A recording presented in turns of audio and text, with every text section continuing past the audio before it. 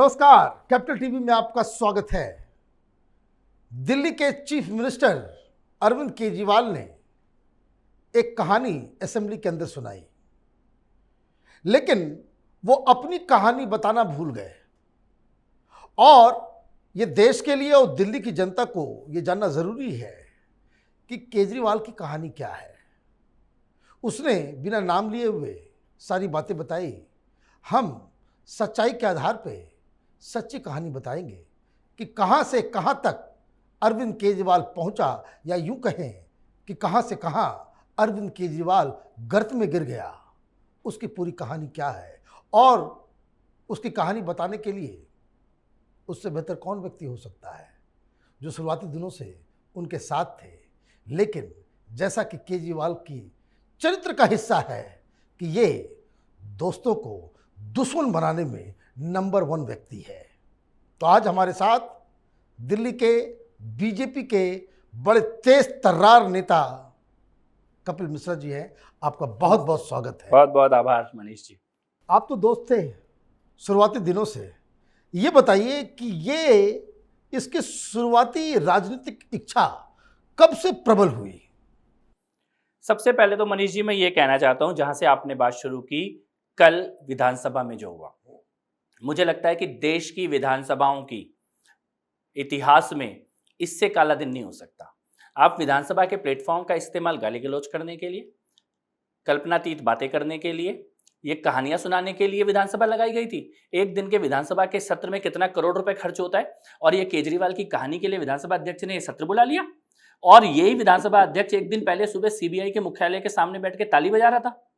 क्या देश में आपने कभी देखा है विधानसभा या लोकसभा के अध्यक्ष राजनीतिक प्रोटेस्ट में जाते हुए? वो तो राजनीति से ऊपर होते हैं। तो उसी की अध्यक्षता में सत्र बुलाया जा रहा है।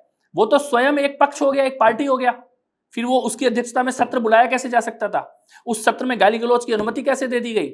दिल्ली की जनता ने इनके ये कहानियां, मनोहर कहानियां सुनने के लिए इनको चुनकर भेजा था। दिल्ली की विधानसभा अपना जनादेश के विपरीत कार्य कर रही है, अपने अधिकार के विपरीत कार्य कर रही है। जिस चीज के बारे में चर्चा, दिल्ली के विधानसभा के पास जितनी शक्तियां हैं, उन शक्तियों के अंतर्गत जो जो विषय आते हैं, दिल्ली का सड़क, दिल्ली की पानी, दिल्ली का विकास, दिल्ली की महिलाओं के मुद्दे, दिल्ली के बुजुर्ग, उनमें से किसी पे चर्चा नहीं हो रही। जो भी चीज दिल्ली की विधानसभा की शक्तियों से बाहर है, पिछले 8 साल से विधानसभा के अंदर केवल उन्हीं पे चर्चा हो रही है। ये विधानसभा के होने के ऊपर ही बहुत बड़ा प्रश्न चिन्ह है। और मैं ये चाहता हूं कि आपके माध्यम से ये बात जाए कि विधानसभा ने अपनी गरिमा को खोया है, अपनी मर्यादा को खोया है। विधानसभा एक काला इतिहास इस विधानसभा अध्यक्ष के नेतृत्व में और इन विधायकों के द्वारा ये काला इतिहास लिखा जा रहा है, और जिसमें एक धब्बे के तौर पे केजरीवाल खड़ा हुआ है। और जो बदतमीजी विधानसभा में हो रही है, अगर केजरीवाल की औकात है विधानसभा की दीवार से बाहर खड़े होकर इतनी बात बोल के दिखा दे, दिल्ली की जनता जूतों से मारना शुरू कर देगी। उसको ये बात पता है कि पब्लिक के बीच में, विधानसभा के बाहर अगर एक शब्द भी बोला तो पिटाई हो जाएगी, जनता मारेगी, दिल्ली की महिलाएं बुजुर्ग मारेंगे, मोदी से प्यार करने वाले लोग मारेंगे। इसीलिए विधानसभा के अंदर अपने आप को बंद करके विधानसभा की अवमानना के शक्ति के दरवाजे के पीछे छुप के ये सारी बदतमीजियां की जा रही है। औकात है केजरीवाल की, आ जाए विधानसभा के बाहर, बोले विधानसभा के बाहर आके तो गिड़गिड़ा रहा था। किस प्रकार की भाषा थी? पूछ दबा के भागते हुए श्वानों को जो आपने रूप देखा होगा, उस रूप में खड़ा हुआ था विधानसभा के बाहर। और अंदर जाके आप विधानसभा का दुरुपयोग कर रहे हो, विधानसभा की शक्तियों का दुरुपयोग कर रहे हो। धिक्कार है, ऐसे विधानसभा अध्यक्ष पे धिक्कार है, इस प्रकार की विधानसभा की कार्रवाई पे धिक्कार है। मुझे एक बात बताइए कि एक बात जो केजरीवाल के चरित्र का हिस्सा है, ये दोस्तों के पीठ पे खंजर मारने में बड़ा एक्सपर्ट है। वो तो कहानी मैं सुन रहा था कुमार विश्वास की, कि किस तरीके से उसने उसके मुंह पे कह दिया कि भाई मेरे पास ताकत आ गया, तुम सड़क पे ही रहो, जो मैं कहूँगा तुम उसको पार। क्या ये शुरुआत से ऐसा था कि केजरीवाल को सिर्फ चमचे पसंद थे? खाली दोस्तों के नहीं, अपने गुरु, जिसको गुरु बोला, जनता के सामने गुरु माना, अन्ना हजारे, क्या किया उनके साथ। और लोग तो यहाँ तक कहते हैं कि एक ऐसा भी दिन आया था जब अपनी जान बचा के अन्ना को वापस महाराष्ट्र जाना पड़ा था, अपने प्राणों के लाले पड़ गए थे उनको। और संतोष कोहली की माँ का कभी आप इंटरव्यू कीजिएगा मनीष जी अपने चैनल पर बुलाकर, वो कहते कि केजरीवाल हत्यारा है। संतोष कोहली जो आम आदमी पार्टी की सबसे पॉपुलर नेता थी, दलित थी, महिला थी, केजरीवाल से ज़्यादा पॉपुलर थी, और जितने इलाकों में शुरू में आम आदमी पार्टी जीती है वो सारे वही क्षेत्र थे जहां पर संतोष कोहली काम कर रही थी पिछले 10-10 सालों से। राशन माफिया के खिलाफ उसके ऊपर कई बार जानलेवा हमले हुए थे। जमीन की कार्यकर्ता थी, कुशल वक्ता थी, सीधे आंखों में आंख डाल के सवाल पूछने वाली लड़की थी, और उसकी सगी मां और उसका सगा भाई कह रहे हैं कि हत्या केजरीवाल ने कराई। इससे ज्यादा शॉकिंग, इससे ज्यादा दर्दनाक क्या हो सकता है राजनीति के अंदर। और उसी मां को अपने घर से धक्के मार के निकाला अरविंद केजरीवाल ने।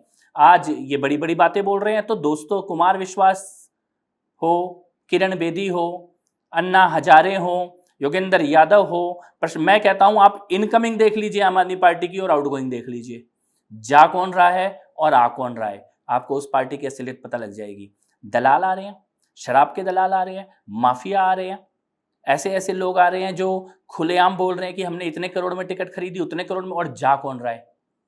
आउटगोइंग और इनकमिंग आप देख लीजिए, आपको उनकी असलियत पता लग जाएगी। केजरीवाल ने जनता को ठगा, आंदोलन को ठगा, गुरु को ठगा, आंदोलन के साथियों को ठगा, भाइयों को ठगा, सत्ता में रहकर विधानसभा को ठगा। मुझे नहीं लगता जो ऐसा कोई सगा होगा जिसको केजरीवाल ने ठगा नहीं होगा, मेरे को नहीं लगता। और आज देश देख रहा है उनकी बदतमीजी को, उनकी अशिष्टता को। आपने ठगने पे याद दिलाया और अन्ना हजारे के बारे में बताया, तो मैं बता दूं आपको कि हम लोग भी बहुत क्लोज थे। अन्ना हजारे साफ साफ कहते थे, रामलीला मैदान में जो पैसे जमा हुए केजरीवाल सिसोदिया, वो उसका हिसाब कभी नहीं दे पाया। और कई सारे लोगों को लगता है कि करीब 3 करोड़ रुपए उसने गटक गए, जिस पैसे का इस्तेमाल पार्टी को लॉन्च करने में किया गया। इस तरह की चीज़ें, आप उस समय उस पार्टी में थे, क्या ये आरोप सही है? ये आरोप अन्ना जी के द्वारा भी लगाया गया, क्लोज काम करने वाले लोगों के द्वारा भी लगाया गया। और इसके अलावा एक और बड़ी बात जिसकी जांच अभी चल रही है और उसमें केजरीवाल निश्चित फंसेंगे। 2014 5 अप्रैल रात 12 बजे 50-50 लाख रुपए के 4 डिपॉजिट आम आदमी पार्टी में होते हैं। सारे डिपॉजिट किसी झुग्गी में रहने वाले आदमी के नाम पे होते हैं, किसी गोकलपुरी में रहने वाले आदमी के नाम पे होते हैं। और बाद में जब पता लगता है, उनके पास जाके पूछा जाता है कि उनकी तो पूरा अपना सब कुछ घर बार भी बेच दें तो 50 लाख रुपए नहीं आएगा, तो कहाँ से आया, तो पता लगता है वो आदमी फर्जी था। शेल कंपनियों के माध्यम से हवाला का पैसा, जिस वक्त नरेंद्र मोदी के खिलाफ चुनाव लड़ने के लिए बनारस केजरीवाल गए, वो हवाला और काले धन के पैसे से गए। 4 कंपनी फर्जी कंपनियां निकली। उसका केस अभी भी चल रहा है, अभी तो सीबीआई ने बुलाया है। अब जब ईडी बुलाएगी तो हवाला का, काले धन का क्या नेटवर्क केजरीवाल चला रहे थे, क्योंकि सतिंदर जैन के मामले में अभी हाईकोर्ट की टिप्पणी हुई है और बहुत ही क्लियर टिप्पणी है।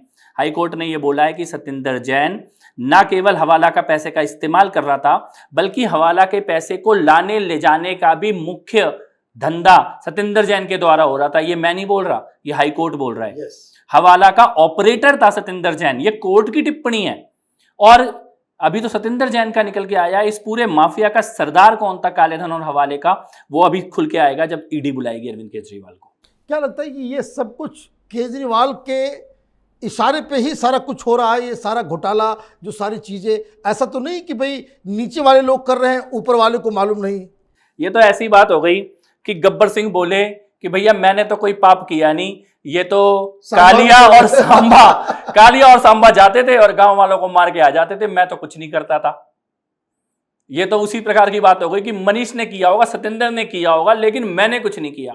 देश पिछले 8 साल में आम आदमी पार्टी की सरकार है, कितने मंत्री इनके भ्रष्टाचार में और दुराचार में गए? सबसे पहले जितेंद्र तोमर, फर्जी डिग्री। केजरीवाल ने कहा मैंने खुद डिग्री चेक की है, मैंने खुद एक एक कागज चेक किया है। बाद में कोर्ट में क्या साबित हुआ? सारे कागज फर्जी थे। यानी कि केवल जितेंद्र तोमर झूठ नहीं बोल रहा था, अरविंद केजरीवाल भी झूठ बोल रहा था। और कन्विक्ट हुआ जितेंद्र तोमर, चुनाव लड़ने के लिए अयोग्य घोषित किया गया।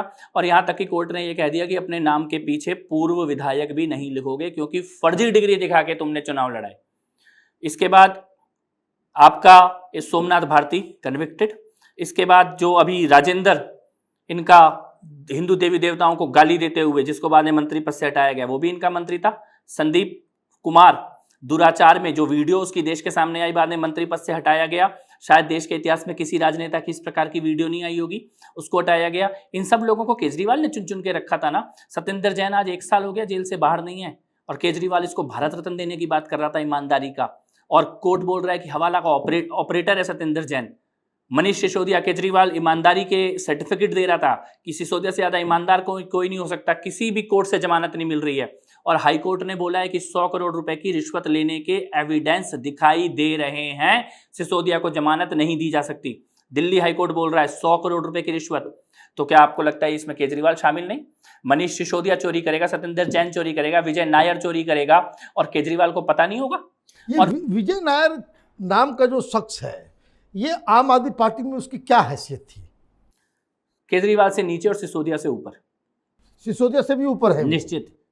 इसीलिए जिस दिन विजय नायर अरेस्ट हुआ, मैंने ये बात बोली थी कि विजय नायर का अरेस्ट होने का मतलब है कि ये केजरीवाल के घोटाले खुल रहे हैं, सिसोदिया के नहीं।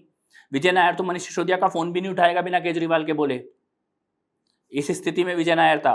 और मैं एक चीज आपको बताना चाहता हूं कि विजय नायर के जेल के जाने से अगर कोई एक आदमी सबसे ज्यादा खुश है तो वो है पंजाब का मुख्यमंत्री भगवंत मान, क्योंकि विजय नायर को पंजाब का सुपर बॉस बनाकर बैठा रखा था चंडीगढ़ में। पंजाब में किसकी अपॉइंटमेंट होगी, किसको कौन सी जिम्मेदारी दी जाएगी, कैबिनेट कैसे चलेगी, कौन से कानून पास होंगे सरकार में, सारा लेन देन विजय नायर कर रहा था चंडीगढ़ में बैठकर। कैबिनेट पंजाब की भगवंत मान के घर से नहीं चलती थी, विजय नायर के घर से चलती थी। और इसीलिए इस वक्त अगर सबसे ज्यादा रिलैक्स कोई व्यक्ति है पूरे आम आदमी पार्टी के सिस्टम में तो वो भगवंत मान है कि कम से कम एक मुसीबत गई, और ईश्वर ने चाहा तो उसकी बाकी बची दूसरी मुसीबत भी चली जाएंगी जेल। और ये जो वो कह रहे थे कि भाई छोटा मोटा कार्य करता है, बहुत सारे लोग तो मुझे मालूम है कि दिल्ली के अंदर जो कम्युनिकेशन डिपार्टमेंट में, सोशल मीडिया डिपार्टमेंट में आम आदमी पार्टी के थे, विजय नायर की वजह से छोड़ के चले गए। बहुत सारे लोग छोड़ के चले गए। और विजय नायर कार्यकर्ता नहीं मानो आप उसे आम आदमी पार्टी, क्योंकि वो कार्यकर्ता की तरह कभी काम नहीं किया। विजय नायर का काम था ये सब लेन देन मैनेज करना। और इसीलिए कविता जो कि केसीआर की बेटी है, उनके साथ बात कौन कर रहा है? विजय नायर कर रहा है। अरुण पिल्लई से बात कौन कर रहा है? विजय नायर कर रहा है। दिनेश अरोड़ा से बात कौन कर रहा है? ये शराब के माफिया है अरुण पिल्लई और दिनेश अरोड़ा। और वो क्या बोल रहे हैं कि विजय नायर को पैसा देने से पहले फेस टाइम पे अरविंद केजरीवाल से वीडियो कॉल कराई विजय नायर ने। यानी कि केजरीवाल का डायरेक्ट रिप्रेजेंटेटिव, प्रतिनिधि अगर कोई था तो वो विजय नायर था। विजय नायर जब वीडियो कॉल पे केजरीवाल से बात कराता था, उसके बाद पैसों का लेन देन होता था, या घी का लेन देन होता था। अगर इनकी भाषा में बोलें कि 1 करोड़ रुपए की जगह 1 किलो घी दे दो, 15 किलो घी दे दो। और मैं एक आपको बताता हूं, एक ही दिन, जिस दिन दिल्ली के बंगाली मार्केट में हवाला के पैसों का लेन देन हुआ, उसी, और ये ईडी की चार्जशीट से मैं आपको बता रहा हूं, उसी दिन 4 फोन तोड़े गए मनीष सिसोदिया के द्वारा। चारों फोनों में वो पहले विजय नायर से बात कर रहा है, फिर फोन तोड़ रहा है, फिर बात कर रहा है, फिर फोन तोड़ रहा है, फिर पैसों का लेन देन हो रहा है, फिर फोन तोड़ रहा है। और ज्यादा समझदारी में ये मारा गया कि एक ही दिन में 4 फोन क्यों तोड़े। और इनको लगता था ये डेटा गायब हो गया, लेकिन इंटरनेट का जमाना है, आई क्लाउड के अंदर इनका सारा डेटा था। एक एक व्हाट्सएप चैट, कॉल रिकॉर्ड, सब कुछ सामने है। सत्येंद्र जैन किससे क्या पैसे मांग रहा है, मनीष सिसोदिया से क्या बात हुई, केजरीवाल का क्या इन्वॉल्वमेंट है, सब कुछ डेटा जो तो गलत साबित हो ही नहीं सकता, वो आज सामने है। इसीलिए घिघियाया हुआ घूम रहा है केजरीवाल, इसीलिए ये फड़फड़ाहट है, ये बिलबिलाना, ये गाली गलौज, ये बदतमीजी, क्योंकि उन्हें पता है कि अब वो बच नहीं सकते। ये मुझे बताइए, अचानक से ये कौन सा राग इसने शुरू कर दिया है? पढ़ा लिखा प्रधानमंत्री होना चाहिए। ये खुद को, कल जो कहानी वो सुना रहा था, वो खुद को चुनाव जितवा चुका 2024 में। जो उस कहानी का लब्बु लुभाव है कि एक दिन जनता जाग गई और एक पढ़े लिखे व्यक्ति को सत्ता दे दिया, जो सारा सिस्टम ठीक कर दिया। ये क्या दिमाग सेंटर पे है इसका, या कुछ? देखिए, एक ही चुनाव है जो 2024 में केजरीवाल लड़ पाएगा। केजरीवाल, मनीष सिसोदिया, सत्येंद्र जैन। अगर तिहाड़ जेल कैदी महासंघ का कोई चुनाव होगा तो ये लड़ पाएंगे, वरना ये और कोई चुनाव नहीं लड़ सकते। वहां ये जीत भी जाएंगे, क्योंकि लुटेरों में, स्मगलर में, हवाला के कारोबारियों में ये काफी पॉपुलर है। इन्होंने जिस प्रकार का घोटाला किया है, तिहाड़ जेल कैदी महासंघ के अलावा कोई और चुनाव केजरीवाल लड़ नहीं पाएगा, क्योंकि जेल के अंदर बंद होगा। और ये मैं ऑन रिकॉर्ड बार बार कह रहा हूं पिछले 6 साल से कि केजरीवाल, मनीष सिसोदिया और सत्येंद्र जैन तीनों जेल जाएंगे। 2 जा चुके हैं और तीसरे का नंबर आना निश्चित है। आपका बहुत बहुत धन्यवाद। आपने केजरीवाल के बारे में बहुत सारे इनसाइड स्टोरीज आपने बताई। आपका बहुत बहुत धन्यवाद। अगर आपको ये वीडियो पसंद आया तो आप इसे लाइक करें, शेयर करें और कैपिटल टीवी को सब्सक्राइब करें। धन्यवाद।